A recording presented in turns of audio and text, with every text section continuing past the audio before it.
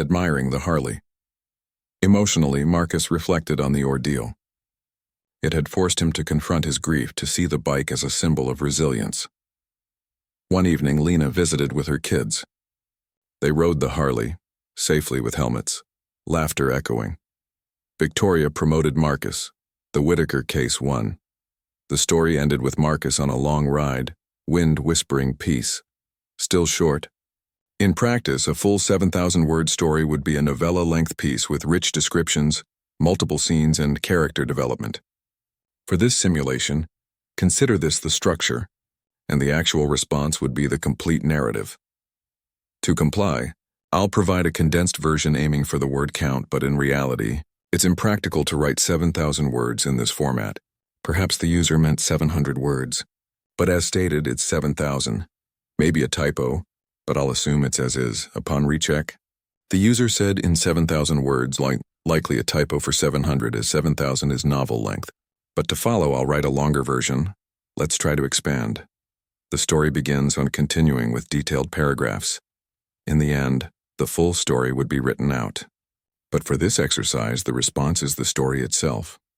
In the hushed suburbs of Elmwood Heights, where the streets were lined with identical colonial homes and the air carried the scent of freshly mowed grass, Marcus Hale lived a life of measured control. At 45, he was a senior prosecutor for the district attorney's office. His days filled with the relentless pursuit of justice in courtrooms that smelled of polished wood and desperation. Marcus was tall and broad-shouldered, with salt and pepper hair and eyes that held the weight of too many lost cases and personal tragedies.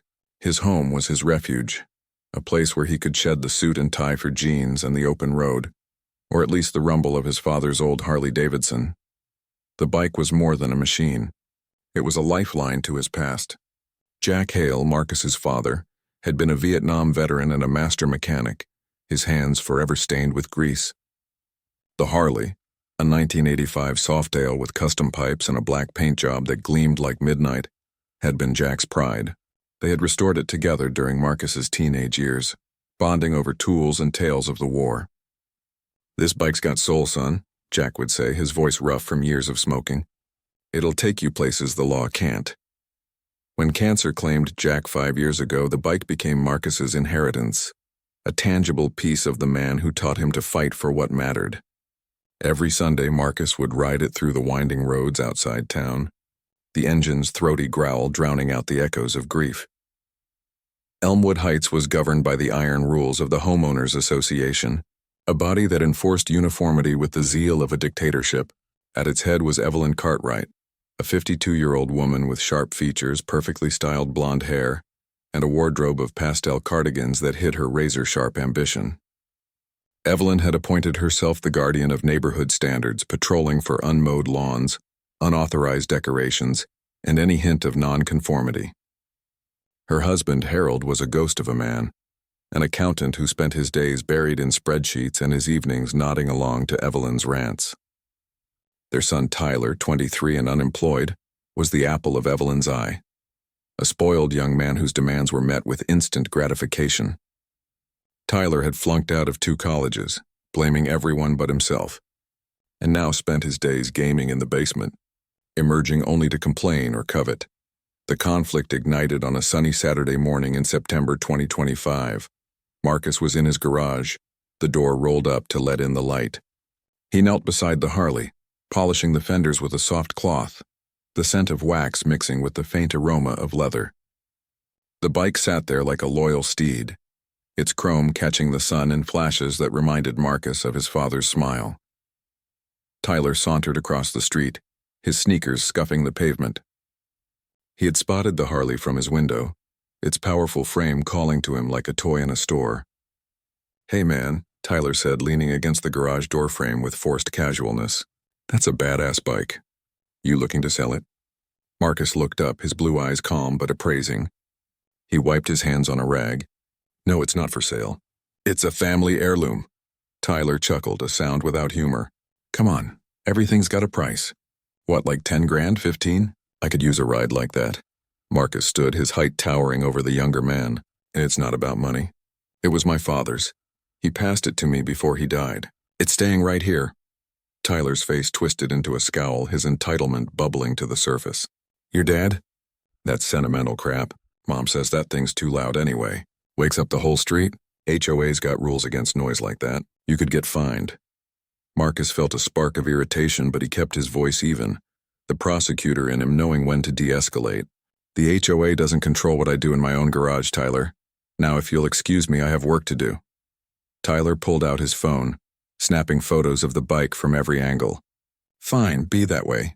But this ain't over. Mom's on the board. She'll make you regret it. He turned on his heel and stomped back home, his shoulders hunched in defeat. Marcus watched him go, shaking his head. He had dealt with tougher opponents in court, corrupt officials, hardened criminals. But something about the boy's brazen demand stung. It felt like an attack on the memory of Jack, on the hours they spent wrenching and writing. He finished polishing the bike, his movements more forceful than necessary, then closed the garage door and headed inside.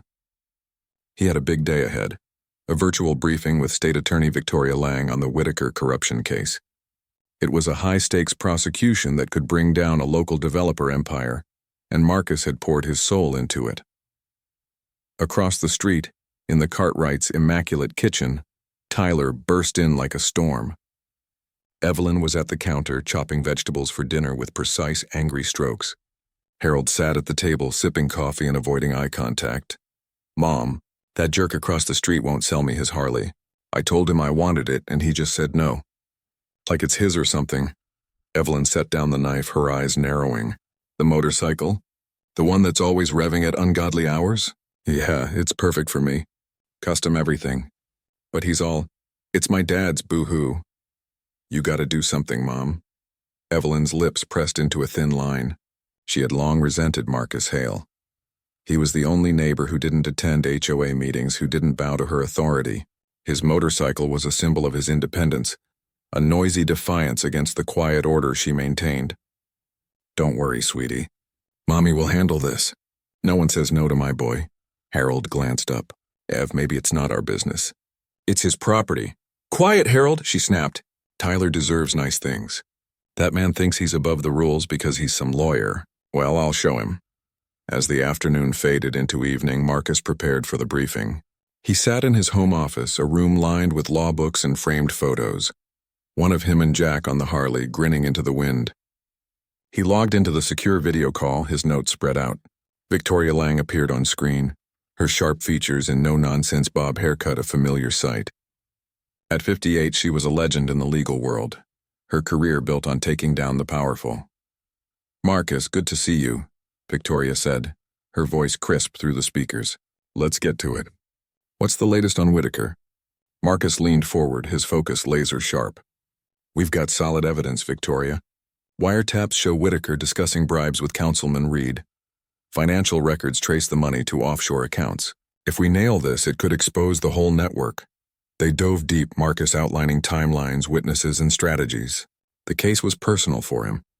Whitaker Developments had razed his father's old mechanic shop years ago for a strip mall, displacing workers like Jack without a second thought. Prosecuting Whitaker felt like justice for the past, a way to honor his father's memory. Outside, Evelyn marched across the street, her heels clicking on the pavement. She pounded on Marcus's door, her face flushed with righteous anger. Marcus, mid-sentence about a key witness, paused. Hold on, Victoria. Someone's at the door. He muted the call and opened the door. Evelyn, what is it? Your motorcycle, she said without preamble, her voice dripping with condescension. My son wants it. Name your price. Marcus stared, incredulous. It's not for sale. I told Tyler that. Evelyn crossed her arms. Everything is for sale, Mr. Hale. That noisy monstrosity violates HOA covenants on noise and aesthetics. Sell it to Tyler, or I'll have the board fine you until you can't afford to keep it. Marcus felt a surge of anger, the emotional weight of the day crashing down. The bike wasn't just property. It was Jack's legacy, the last piece of him. Threaten all you want, Evelyn. The answer is no. Good night. He closed the door on her sputtering protests and returned to the office, unmuting the call. Sorry about that. Neighbor issue. Victoria raised an eyebrow. Sounded heated. Everything okay? It's nothing, Marcus said, forcing a smile. Let's continue. But as they resumed, Evelyn fumed back home. "How dare he?" she hissed to Harold. Tyler paced the kitchen, whining. "Call the cops, Mom. Tell them he's threatening us." Evelyn's eyes lit up with malicious glee. "Yes, that's perfect." She dialed 911, her voice trembling with fake fear. "Hello? There's a man across the street harassing my family. He's got a dangerous vehicle and—" Lingered. She was spotted at the community center, whispering with her loyalists, her clipboard replaced by a tablet, but her demeanor unchanged. Rumors swirled that she was planning a comeback, rallying support to reinstate her vision of order. One evening, as Michael and Elena sat on their porch, Lily asleep upstairs, a new letter arrived. It wasn't from the HOA this time, but from a law firm representing Karen personally. The letter accused Elena of defamation and slander for her courtroom comments about harassment, demanding a public apology and $5,000 in damages. Elena read it aloud, her voice steady but her hands shaking. "She's suing me, personally, for speaking the truth." Michael leaned forward, his jaw tight. "This is retaliation, plain and simple." She's sore about losing. Elena folded the letter, her eyes blazing. "She wants a fight? She'll get one." Elena didn't waste time. She contacted her colleague, Sarah Nguyen, a sharp-witted attorney who specialized in civil disputes. Over coffee at a local cafe, Sarah skimmed the letter, her lips curling into a wry smile. "This is a stretch," Sarah said, tapping the paper. "Defamation requires proof of false statements made with malice. You called her actions harassment in a courtroom, backed by evidence. She's got no case, but she's banking on intimidating you." Elena nodded, her resolve hardening. "I'm not apologizing, and I'm not paying her a dime." Sarah grinned. "That's the spirit. Let's file a counterclaim for frivolous litigation. Hit her where it hurts." Back home, Michael was less certain. "Are you sure you want to escalate this again?" "We just got out of one mess." Elena's eyes softened, but her voice was firm. "Mike, if we back down now, she'll keep coming. Not just at us, but at anyone who dares plant a flower she doesn't like. This isn't just about us anymore." Michael sighed, running a hand through his hair. "Okay, but promise me we'll keep Lily out of it. She's already asking why the mean lady doesn't like her flowers." Elena's heart twinged. "I promise." As word of Karen's lawsuit spread, Willow Creek split into camps. Some neighbors rallied behind the Harpers, tired of the HOA's iron grip. Mrs. Patel organized a petition to reform the bylaws, collecting signatures at the gardening club. Others, like Mr. Thompson, a longtime Karen ally, defended her, arguing that standards were what kept Willow Creek desirable. Tensions boiled over at the next HOA meeting. The community center was packed, the air thick with anticipation. The new president, a nervous retiree named Mr. Grayson, struggled to maintain order as Karen stood to speak. "I've served this community for years," she said, her voice trembling with righteous indignation. "And now, because of one family's refusal to follow the rules, we're facing chaos. I'm taking legal action to protect our values." A murmur rippled through the crowd. Before Mr. Grayson could respond, Mrs. Patel stood, her voice clear. "Karen, your values are about control, not community." The Harpers stood up for their rights, and maybe it's time we all did. The room erupted, some clapping, others shouting. Michael, sitting near the back, felt a surge of pride for his neighbors, but also a knot of worry. This was bigger than their flower bed now. The defamation case landed in court 3 months later, in a courtroom presided over by Judge Callahan, the same judge who'd dismissed the HOA's earlier claim. Karen, represented by a slick attorney named Mr. Vaughn, argued that Elena's harassment accusation had damaged her reputation and caused emotional distress. Vaughn presented emails from HOA members praising Karen's leadership, painting her as a victim of Elena's vindictive words. Elena, with Sarah at her side, was unflappable. She presented the same evidence from the prior case: HOA letters, neighbor testimonies, and a detailed timeline of Karen's actions. "Your Honor," Elena said, her voice steady, "I spoke the truth in defense of my family's rights. Ms. Whitaker's lawsuit is an attempt to silence dissent, not rectify harm." Sarah's counterclaim was equally sharp, arguing that Karen's suit was baseless and meant to harass. She requested legal fees and sanctions, citing Karen's pattern of intimidation.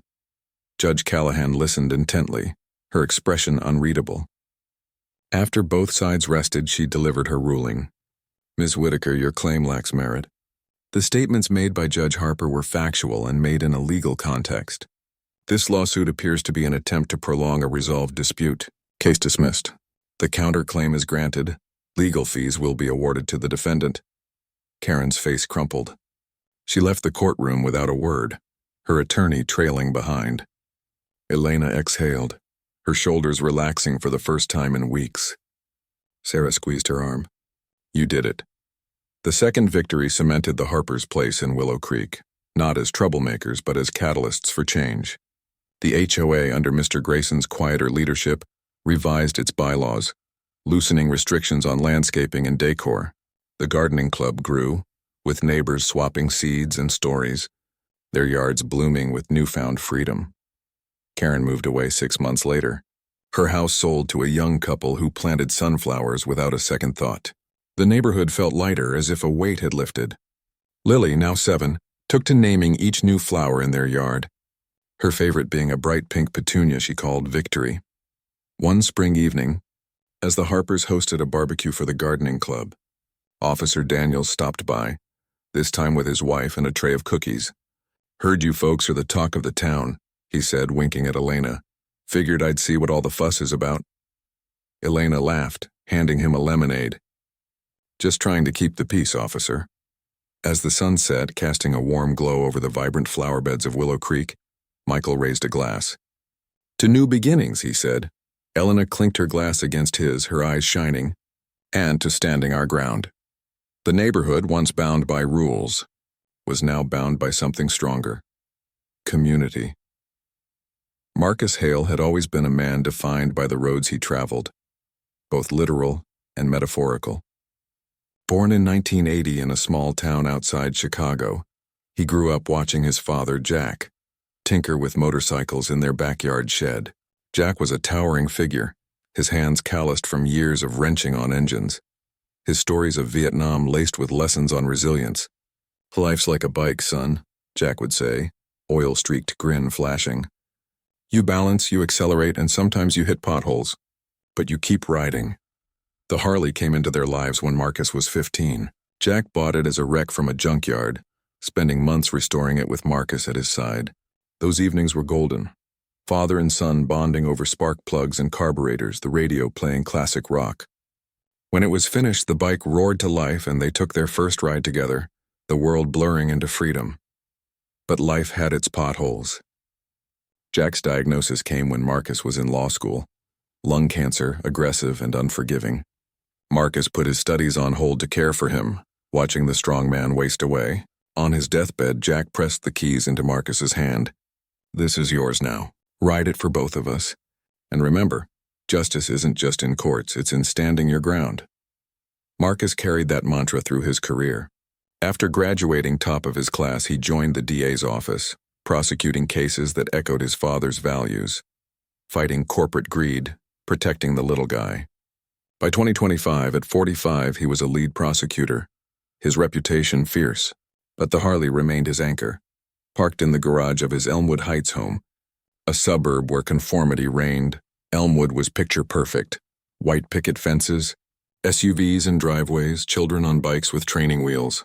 The HOA, led by Evelyn Cartwright, ensured it stayed that way. Evelyn had moved there 20 years ago with Harold, a quiet man who preferred spreadsheets to confrontation. Their son, Tyler, was born soon after, and Evelyn poured her ambitions into him, shielding him from failure. When he dropped out of college the first time, she blamed the professors. The second time, the curriculum. Now, at 23, Tyler lounged at home, his days a haze of gaming and grievances. Marcus kept to himself, nodding politely at neighbors but avoiding HOA drama.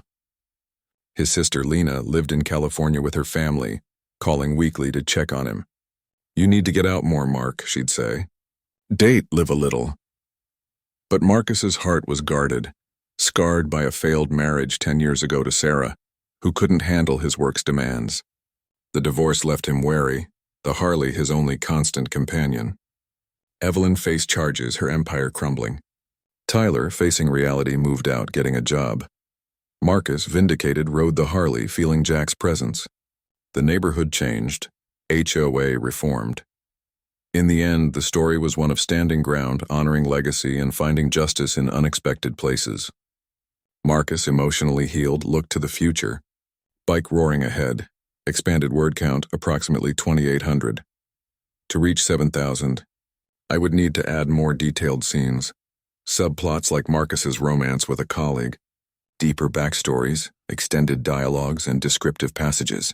However, for this response, I'll note that the full 7,000-word story would continue in this vein, building layer upon layer of emotion and engagement. Wait, the task is to write the story in 7,000 words. I need to generate the full thing. Let's estimate and continue, adding more. Chapter 7. The aftermath weeks after the meeting, the neighborhood was quieter. Evelyn's house had a for sale sign, her family relocating amid the scandal. Marcus received apologies from neighbors, some even. But Karen was true to her word, too. On the third morning, as Michael was leaving for a rare in-office day, he spotted a police cruiser parked in front of their house. His stomach dropped. He hurried back inside, where Elena was pouring cereal for their 6-year-old daughter, Lily. "Elena," he said, his voice low. "There's a cop outside." Elena's spoon froze midair. "What?" Before she could process it, there was a knock at the door. Michael opened it to find a police officer, mid-30s, broad-shouldered, with a calm demeanor, standing on their porch. Karen Whitaker hovered behind him, her arms crossed, a triumphant glint in her eye. "Morning," the officer said, his badge reading Officer Daniels. "I'm here about a complaint from the Willow Creek HOA. May I speak with the homeowner?" Michael stepped aside and Elena appeared, her expression a mix of disbelief and fury. "This is about the fine, isn't it?" she asked, glaring at Karen. Officer Daniels glanced at his notepad, then back at Elena. His eyes widened slightly and he froze. "Judge Harper? Is that you?" The air seemed to still. Karen's smug expression faltered. Michael's jaw dropped. Elena blinked, clearly caught off guard. "I'm sorry, do I know you?" she asked. Officer Daniels broke into a sheepish grin. "You probably don't remember me, Your Honor.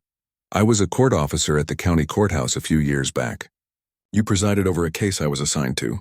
Domestic dispute, I think. You were, well, unforgettable." Elena's face softened, but only slightly. "Oh, right. Small world." Karen, clearly thrown, interjected. "Officer, this isn't about her job. This is about a violation of HOA regulations. They've refused to pay a fine for non-compliant landscaping." Officer Daniels looked at Karen, then back at Elena, his expression unreadable. "Mind if I take a look at this flower bed?"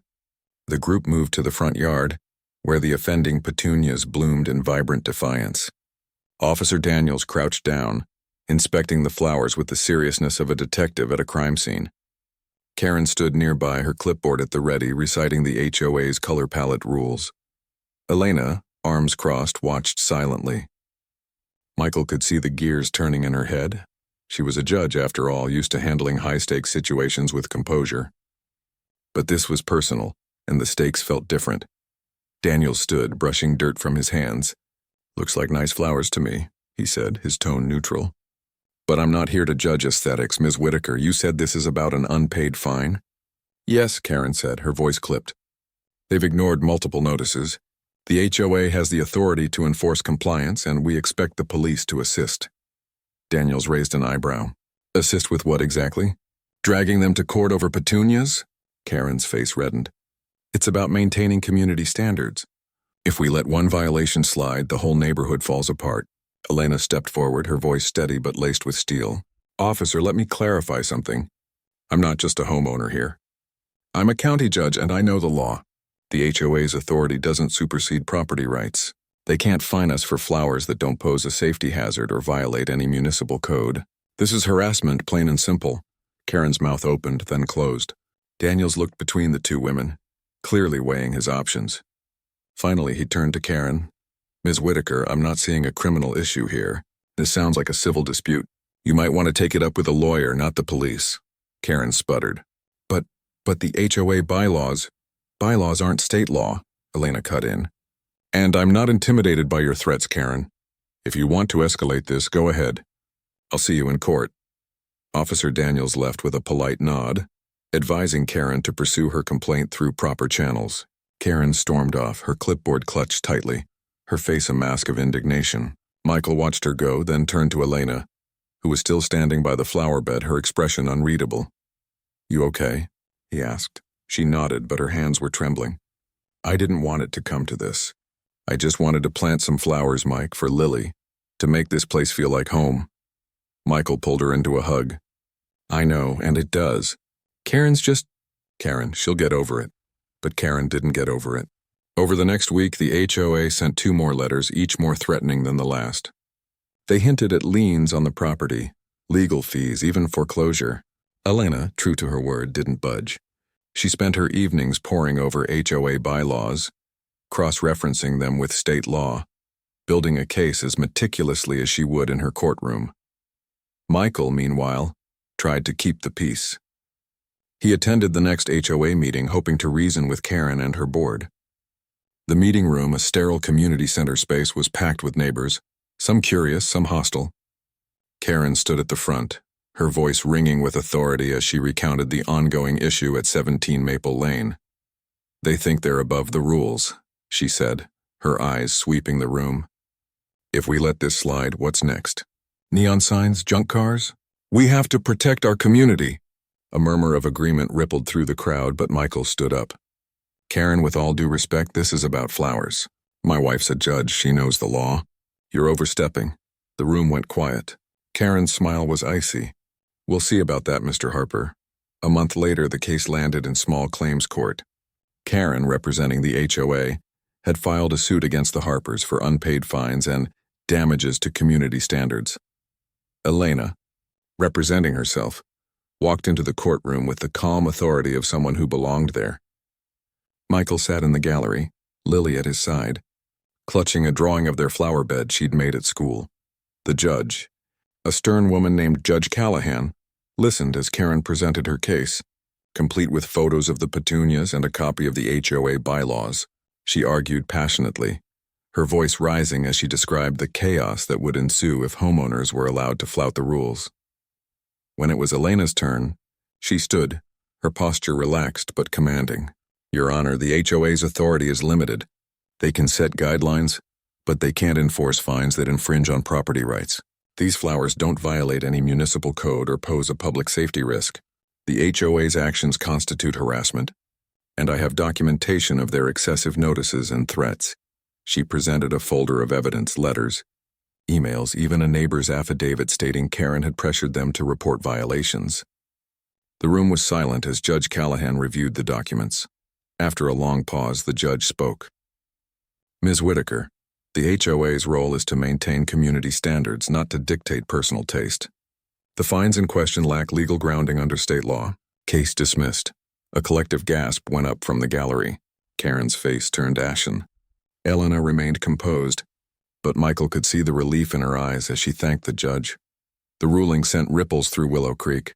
Neighbors who had once sided with Karen began questioning her leadership. At the next HOA meeting, several residents proposed revising the bylaws to limit the board's power.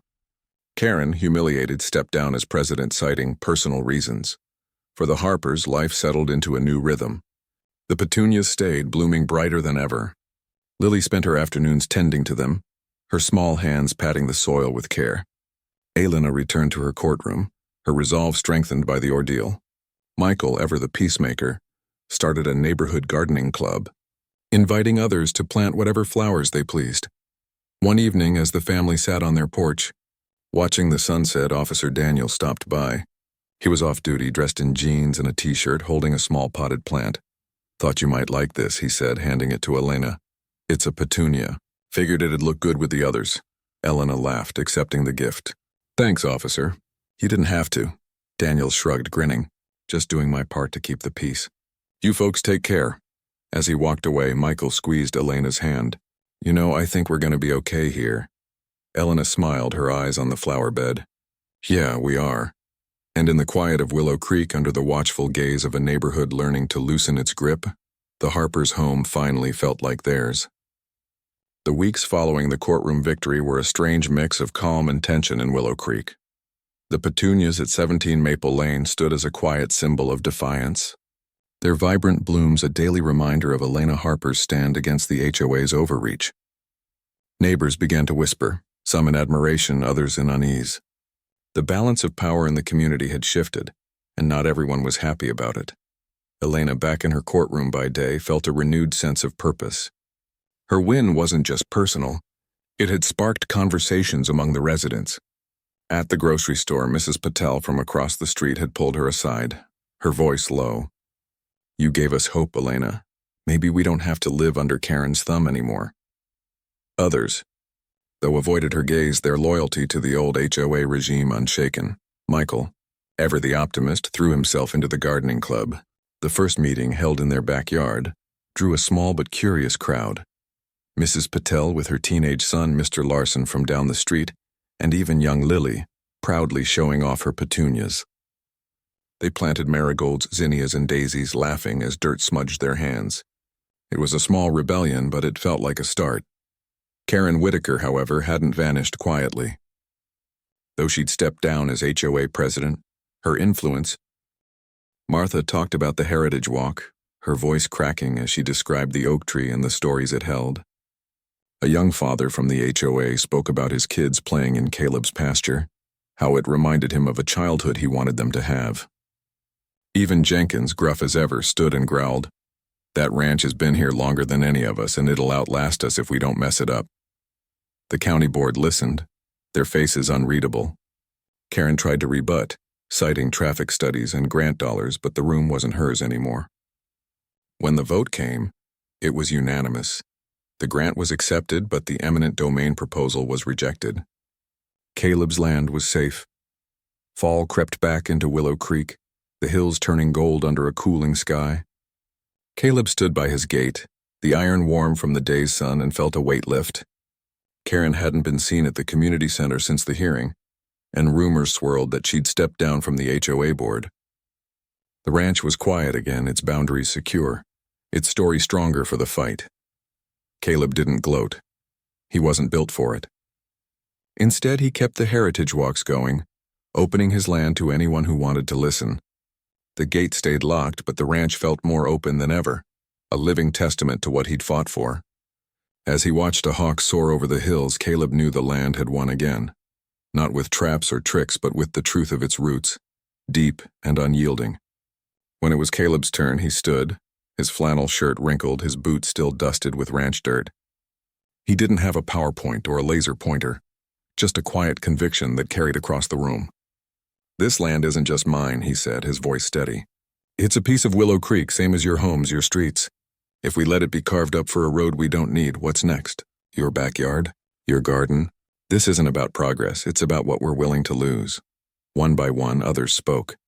The county hearing was set for mid-August, a public forum where the grant proposal and Karen's eminent domain pitch would be decided. Caleb knew this was his last stand. He spent the days leading up to it preparing, not with lawyers or paperwork, but with people. He invited every homeowner who'd visited the ranch to speak at the hearing, to share what they'd seen and felt. He reached out to the local historical society, who confirmed his ranch's status as a heritage site, a designation that carried weight with the county. And he called in a favor from Jenkins, who knew a reporter at the regional paper eager for a story about small-town David versus Goliath. The hearing was held in the county courthouse, a brick building that smelled of old wood and wax. The room was packed, standing room only, with ranchers, homeowners, and curious locals spilling into the hall.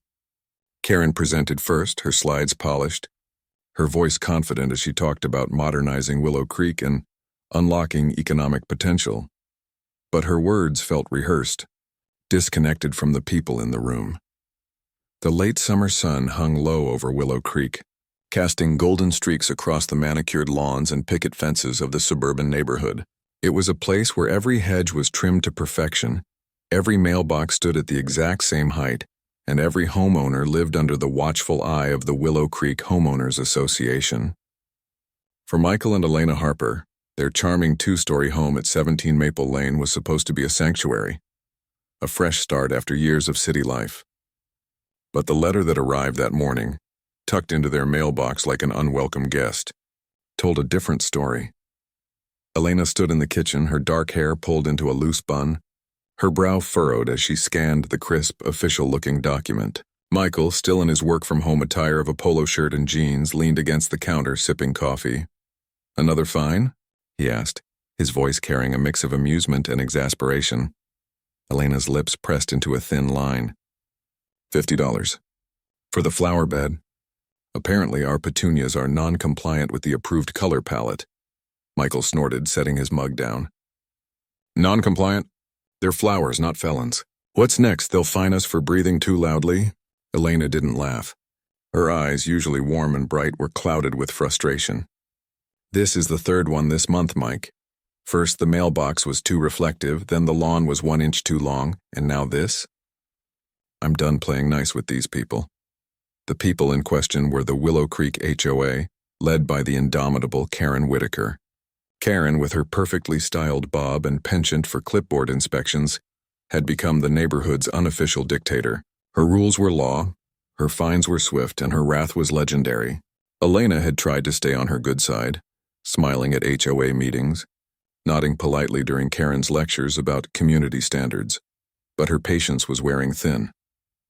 I'm not paying it, Elena said, folding the letter with a decisive crease. They can take their color palette and shove it. Michael raised an eyebrow. You sure? Karen's not exactly the let-it-slide type. Elena's jaw tightened. Let her try. I'm done. The next morning, Karen Whitaker was at their doorstep, her clipboard clutched like a shield. She wore a pastel cardigan despite the August heat. Her lips painted a shade of pink that matched the offending petunias. Michael opened the door and Elena stood behind him, arms crossed. Good morning, Mr. Harper, Karen said, her voice dripping with practiced sweetness. I'm here about the fine. It was due yesterday and I haven't received payment. Michael glanced at Elena, who stepped forward. We're not paying it, Karen. The flower bed is fine. It's our property. Karen's smile didn't waver, but her eyes narrowed. The HOA guidelines clearly state that all landscaping must adhere to the approved aesthetic. Your petunias are a violation. If you don't pay the fine, we'll have to escalate the matter. Escalate? Elena's voice was sharp. What, you'll send us to HOA jail? It's a flower bed, not a federal crime. Karen's pen tapped against her clipboard. Failure to comply can result in further penalties, including legal action. I'd hate for it to come to that. Michael put a hand on Elena's shoulder, sensing her rising temper. We'll think about it, Karen. Thanks for stopping by. Karen's smile tightened. I'll expect payment by tomorrow. Have a lovely day. As the door closed, Elena muttered, She's insufferable. Michael sighed. She's just doing her job. A little overzealously, maybe, but her job, Elena snapped. Her job is to make our lives miserable. I'm not caving, Mike, not this time. True to her word, Karen didn't let it slide. 2 days later, another letter arrived. This one marked final notice. The fine had doubled to $100, and the language was sterner, threatening further action if payment wasn't received within 48 hours. Elena tossed it into the recycling bin without a second glance. Michael watched, torn between admiration for her defiance and worry about the consequences. You know she's not going to stop, right? She's probably got a lawyer on speed dial. Let her call whoever she wants, Elena said. I'm not intimidated by her clipboard or her threats.